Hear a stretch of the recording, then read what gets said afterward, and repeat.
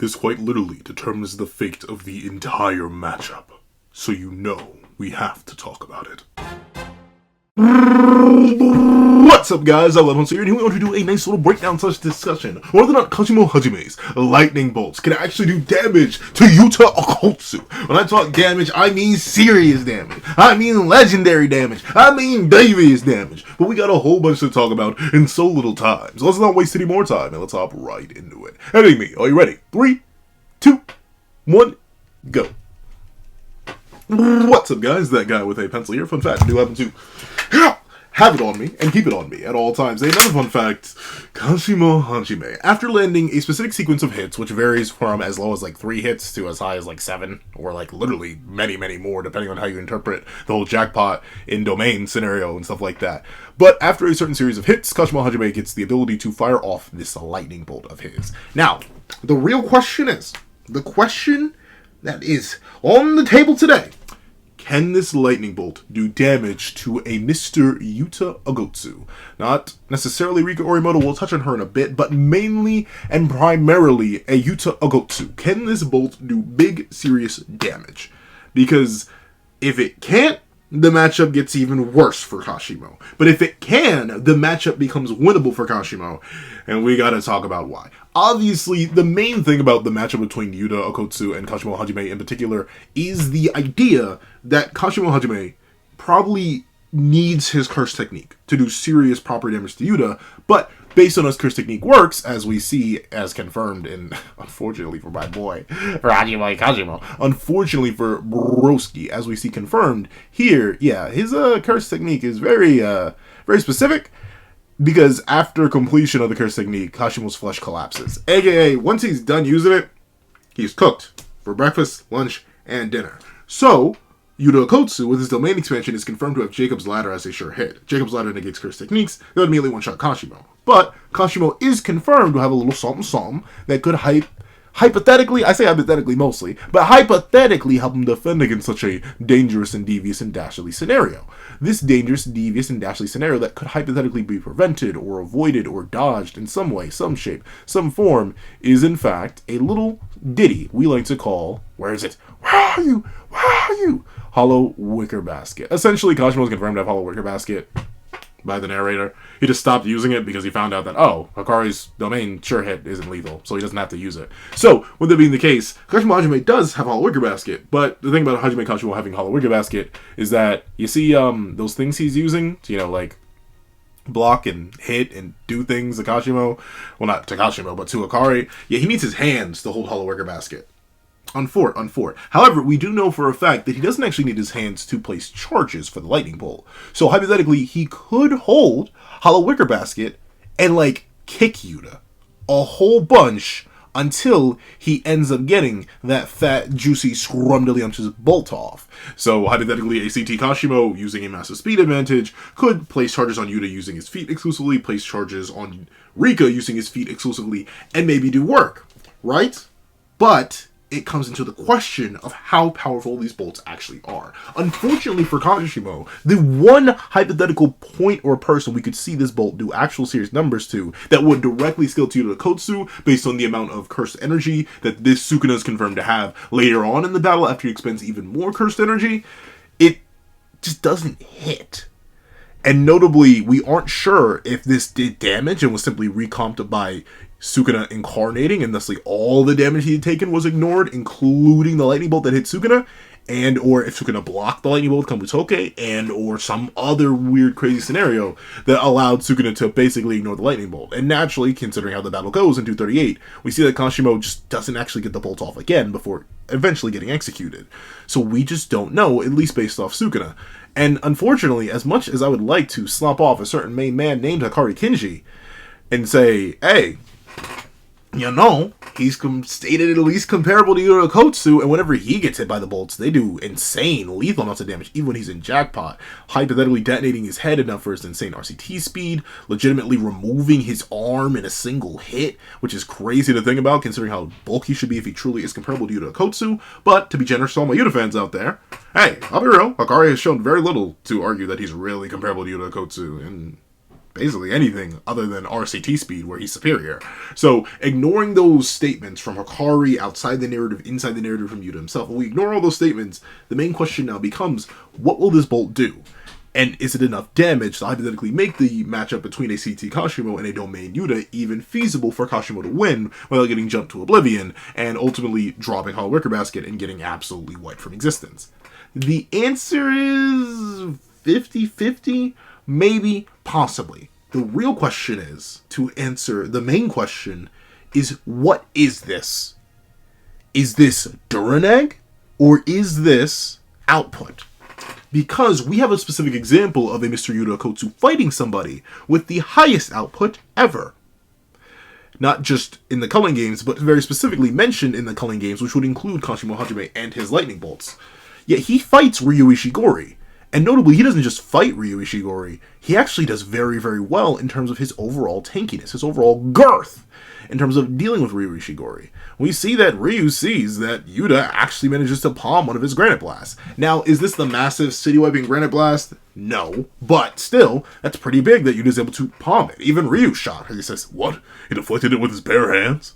And then we see Yuta punch Ryu dead in the cannon head. And what happens? Yuta, he does get blown back, and Ryu does overwhelm him, as we see Yuta is just physically inferior to Ryu. We see this throughout their entire encounter. But at least in terms of durability, he doesn't get absolutely atomized. So if Yuta can escape punching a Granite Blast at point-blank range with nothing more than a charred hand, well then presumably anything that Kashimo has that would count as output would do less damage. If Yuta's able to take punches from Ryu and eat those hits well enough as he can, even if he does get knocked away, any hits from Kashimo should basically do no damage, right? And I can somewhat agree to that. At least in terms of Kashimo's regular punching output, I do think Yuta should be basically fine. Once again, I personally believe, based on the narrator statement, the Genjaku statement, and even Sukuna's statement, which is shown later, I believe that Ryu's just that guy. He just does hit the hardest in all of history in terms of just regular basic cursed energy reinforcement and output. But that becomes the question. Is the bolt regular output? I want to say not necessarily, because of how we see it interact with different characters. Obviously, there's like the earliest one. There's like the most basic one. Like, we see it interact with Panda. Like, I mean, like, fine, enough, I guess, whatever. Like, oh, wow, it's able to tear through Panda. But note how it does tear through Panda. This bolt reaches through, tags Panda's sister, goes inside of Panda's sister. Whatever. It's Panda. I don't care. But goes inside of Panda's sister and then causes a massive internal detonation. That seems to be what happens here. Then we get to see the same case happen when the bolt first hits Hakari Kinji. Kashimo takes all the hits, he exchanges the blows with Hakari, he's charged up enough, the bolt gets launched off, and we see, notably, that the bolt doesn't actually pass through Hakari and have, like, a splitting effect, and once again, it goes inside of Hakari and proceeds to detonate, blowing off his arm because the junction point was low enough. We see this with Panda, and how Panda ultimately does take extreme amounts of damage from the detonation simply because of how it flowed through the body. It went inside and then burst. In the first usage against Hakari, it goes inside and then bursts. And once again, another usage against Hakari, it goes inside, starts to burst, but Hakari's healing is fast enough that he's able to blow it out of his nose, crazy enough. And then the final example we see of the bolt still is a case where it kind of passes through, which is weird, but notably this is meant to be an exception to the rule, because the energy is returning back to Kashimo, meaning the bolt ended up reaching him, which obviously wouldn't do any damage to him because it's his own cursed energy, but Hakari, once again, it passes through and bursts. So ultimately, I think Kashimo's technically counts as a type of Duraneg. And we know Yuta, and even Ryu, is specifically vulnerable to types of Duraneg. Heck, Ryu Ishigori gets one shot by Cleave. So, hypothetically, this bolt should still do damage to Yuta in extreme amounts based on how it functions. It's not a traditional output attack like Kashimo's regular punches and regular hits. Do I think CT Kashimo's regular hits would do crazy amounts of damage to Yuta Okkotsu? Most likely not. This is a super crazy Omega weakened literally brain damaged, missing 2 eyes, fatigued Sukuna, and even he manages to take relatively no damage, minor damage at most, from a CT Kashimo's hits. Admittedly not a fully evolved CT Kashimo, but then obviously full form Sukuna, who's still notably weakened, does manage to just completely no-sell and meet all of Kashimo's attacks. So I do think ultimately Yuta would be able to bulk through everything basic, but at least based on how the lightning bolt functions, I do think it's entirely possible that the bolt itself would override Yuta's regular durability and cause lethal amounts of damage. And ultimately, possibly take him out of the fight depending on where the bolt hits.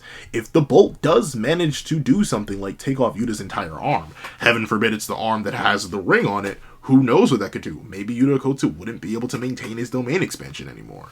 Say hypothetically that this bolt, this next level thing, is stronger than any of Ryu's regular punches based on Duraneg, that could hypothetically mean that it could possibly actually end up doing even more damage than Ryu's regular punches. And it's confirmed in 180 that apparently a single blow that was too much for Rika, even when completely manifested, would cause her to reach her limit. Meaning a hypothetical bolt to Rika would also do insane amounts of damage. And we've seen that Rika is actually fully capable of taking lethal amounts of damage from things that do act as Duraneg. We see this when ultimately she goes to go band for band, bar for bar with Sukuna, and Sukuna's like, really? With me? And he uses Cleave, while remember, this is a extremely nerfed, domain debuffed, brain damaged Sukuna. A simple palm to Rika, another case of Duraneg, absolutely tears her apart. Of course, she regenerates from it pretty quickly, but the point is, Rika can take damage from Duraneg. Yuta can take damage from Duraneg. Heck, we see these super weak, crazy non-Duraneg slashes from this Omega Fatigue Sukuna actually manage to do damage, and a decent enough chunk of damage that Yuta needs to heal the damage to Yuta Okkotsu. Look at this. This is after regular long-range dismantles at a domain amped Yuta, while Sukuna is focusing a whole bunch of cursed energy and chance into Hollow Wicker Basket. So I do think it's feasible to assume that Kashimo Hajime's lightning bolts, which, hey, once again, whether you believe it or not, whether you think Hakari and Yuta are relative based on the narrative and their statements and their hype, or you just think that the bolt has Duraneg applications based on how it's shown to interact with all the people who've been actively hit by it, I could see Yuta taking some damage. And the reason this is so important is, like I said at the start of the video, this determines the fate of the matchup. Now Kashimo has a way to harm Yuta. The only question from here on is, well, can Kashimo place the charges without actually making contact with his fists? Considering he would need to, hold Hollow Wicker Basket the entire time, and likely channel cursed energy and even chance to that. Can the bolt happen automatically? And I'd say, yeah, it actually can, based on how the bolt is described. Notably, it's confirmed when it's first utilized against Panda that Kashimo separates cursed energy charges like electricity. When striking an opponent, a positive charge is transferred, and the negative charge in Kashimo is discharged to the target without losing any electricity to the ground. This, in essence, allows for lightning that rends the air and can't miss without the need to cast the domain. So, note the phrasing here. When striking an opponent, it does not say it needs to come from his hands. Meaning that Kashimo could, if you argue he has a massive speed advantage over a even domain Yuta, based on a domain Yuta's relativity to a Shinjuku Showdown Yuji, and Kashimo being implied to surpass the limits of humanity when he goes into his curse technique in a base. Kashimo's already relative to Hakari, and you argue Hakari is relative to Yuta and Yuji in speed based on his narrative statements, then you can make a pretty solid argument that Kashimo could actually just kick Yuta in the face enough times to get a bolt off. And depending on where the bolt hits, Yuta's not recovering from that. If he gets his head blown off, if he gets his arm blown off, it's going to take a while for him to regenerate that. Rika's the only one that would be annoying, though. I still think the matchup's very contentious, but I wanted to cover this video so when I do cover the matchup myself, there isn't anything too crazy. I don't have to go super crazy in depth covering why I think the bolts could do damage. I believe the bolts are Duraneg, based on how they're portrayed against Panda, based on how they're portrayed against Hakari, based on how we see them interact with everybody, and while there is this one big, massive, juicy, scrumdiddlyumptious, hefty outlier here, I think there's enough vagueness surrounding it that Sukuna didn't just face tank it. Something happened that we don't get to see. Once the anime comes out in like 15 years, we'll be able to determine what this was, but overall, I think the door is open. Yuta Okkotsu can be damaged by Hajime Kashimo's penultimate attack. I say penultimate because, I think the light beams are better, but presumably in the domain Yuta v Kashimo context, he can't use the light beams because they have only been shown to come from his hands. So, the bolt's an option. But that's what I think. Please let you guys think in the comment section down below. Do you think that Yuta Okkotsu ultimately is able to just face tank him and eat him because he's able to survive Ryu's hits, and technically the bolt should fall under output? Do you think the bolt is Duraneg, unless it would bypass Yuta's durability and simply do the pass through and explode thing that we see happen to Panda and Hakari? Do you think there's even more complexities that I missed in terms of this analysis of Kashimo's lightning bolt and how it would deal with Yuta Okkotsu's durability? Please let me know all that and more in the comment section down below. If you made it all the way to the end of this video, please leave lightning strike. Leave lightning strike in the comment section down below. Thank you so much for watching. Please remember to leave a like, share, comment, and subscribe, and make sure you hit that little notification bell so you do not miss out on any videos that come to the channel. Also, I do have a Patreon below where you can support me for as low as $1 a month. You get things like exclusive videos, early content, and more. You also now become a member of the channel for as low as $3 a month to get the same perks and more. So those perks include the live reaction to the very next chapter of Jujutsu Kaisen, ad-free variations of all my videos, and if you become a $25 Patreon and $25 member, you can order whatever video you want. And if you want to make a one-time donation or a one-time video request, the link to my Ko-Fi is in the description down below. Now, thank you so much for watching once again, and I hope you guys have a wonderful day. This is Dad with the Pencil, writing off.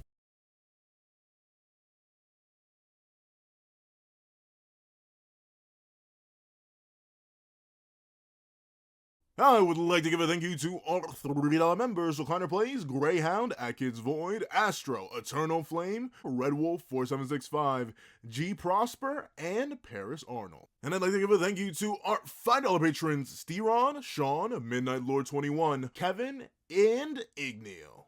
And I'd like to give a big old thank you to our $7 members: Autumn Mornings Lazo and Sick Addiction. And I'd like to give a big old thank you to our $10 member, Robbie Uchiha. And I'd like to give a gargantuan thank you to our $10 patrons: Panda Goat, Joaquin, and Idem Okami. And I'd like to give a gargantuan scrumdiddlyumptious thank you to our $25 patron, Chinadoll09. And I'd like to give another gargantuan gargantuan I have no idea what that word. Thank you to our $25 patron, Calvin Elder.